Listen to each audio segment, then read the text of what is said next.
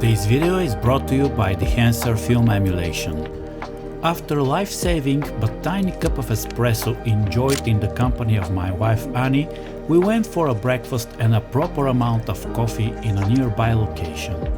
On our way down the hill, as a form of celebration of the nice weather, I was taking picture of everything that was grabbing my eye. We were looking for Tsalapatenu's urban farm, where the Benedict eggs was delicious and provided all the needed calories for the upcoming walk to the top of the hill. The plan was to visit the fortress, which I was unable to capture in a spectacular way in the previous episode, which is covering my early morning photoshoot, just mentioning for those of you that haven't watched it yet. Since it became obvious that it was going to be a hot day, we went back to the hotel to leave our jackets. By the way, the two Kodak Vision 3 films that was loaded in my cameras and was giving me troubles earlier turned out to be fine at the end of the rolls. There was still yellow patches here and there, but it was only near the borders of the frame.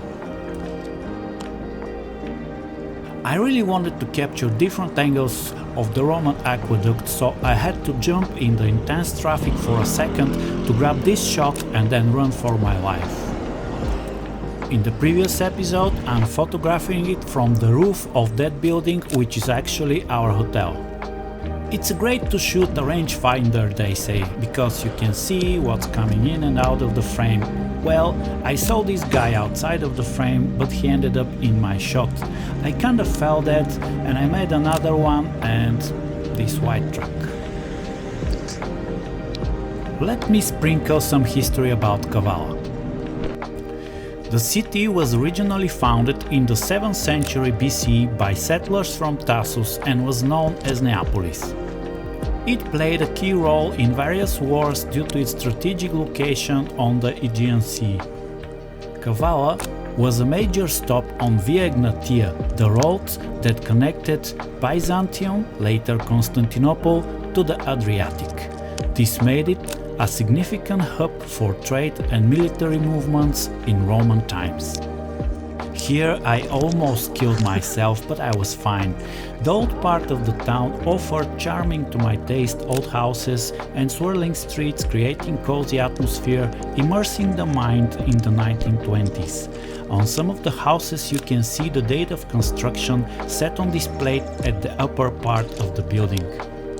The tighter 40mm Voigtlander is forcing me to play around with composition, trying to snug a door or a window and to decide which part of the house to put in the frame, since most of the time it was impossible to capture the whole structure. Almost every 50 steps there was something interesting for me to capture. Also, I was trying not to be too picky and to teach myself to make more photographs and later to decide which is good or bad. But as we know from previous episodes, I present to you all of my shots from the rolls, because I think it's more immersive and more honest to the process. When I'm rewatching the episodes, I see all of my pictures from a trip, evaluating my work and learning. If I just put it away in a film holder without scanning it because it's bad, the chances to go back through all my rolls to check my work are almost none. And since there are no client requirements or art direction to my travel pictures, my focus is on composition and everything else is gut feeling.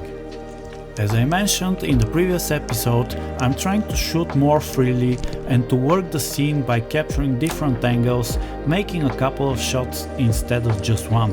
Sometimes shooting film tricks my mind to save the frames for something more interesting, but I'm finding that a lot of times I'm coming back from a trip or a shoot with vivid memories of interesting subjects, and after developing the films I discover that I haven't captured them.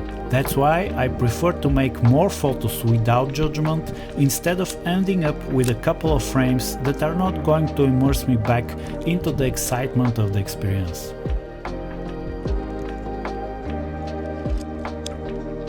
As you know, my GoPro footage is color graded with Dehancer plugin for DaVinci Resolve. This current episode is graded with Prokudin-Gorski experimental film emulation, and I'll make a short video about this process very soon. If you like the Dehancer products, you can get 10% discount from their online store with promo code MONO. Unfortunately, there is no link in the description since YouTube restricted this option for my channel. So if you're interested, you'll have to go to www.dehancer.com and look for their online shop. Sorry for this inconvenience, I'm trying to solve this with YouTube, but for now I have to make quotes clean history to enable links in the description of my videos. And that's the view from the fortress. Originally built by the Byzantines in the 5th century, it's been upgraded more than our phones. First, the Byzantines laid the foundations, then the Ottomans came in during the 15th century, made the walls thicker and taller. Before that, the area had already seen Roman influence, and even earlier the ancient Greeks were eyeing the hilltop for its perfect defend and chill potential. The Venetians also passed through at one point. Inside the fortress you'll find old cisterns, watchtowers, a prison, and even a small theater that still hosts performances under the stars. So yes, it's one part castle, one part historical mashup, and one part medieval Airbnb for every empire that passed through. Doing double frames of one scene in effort to give more context to the photos by including part of the wall, I was enjoying the whole process, trying to balance my experience between a tourist and a content creator. And mentioning content creator, I want to say a big thank you to all of you that are watching, liking the videos and subscribing to my channel. You are the only real motivation that helps me to push through storms like the current YouTube restrictions.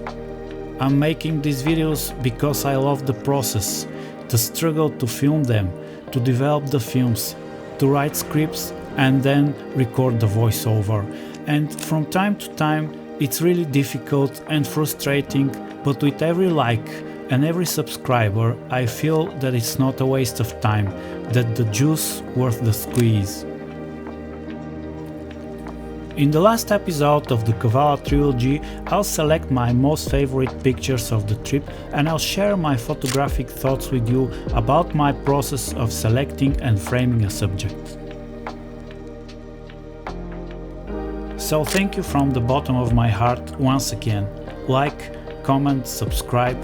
I'll let you watch the rest of the video without me mumbling in the background, and I hope to see you in the next one.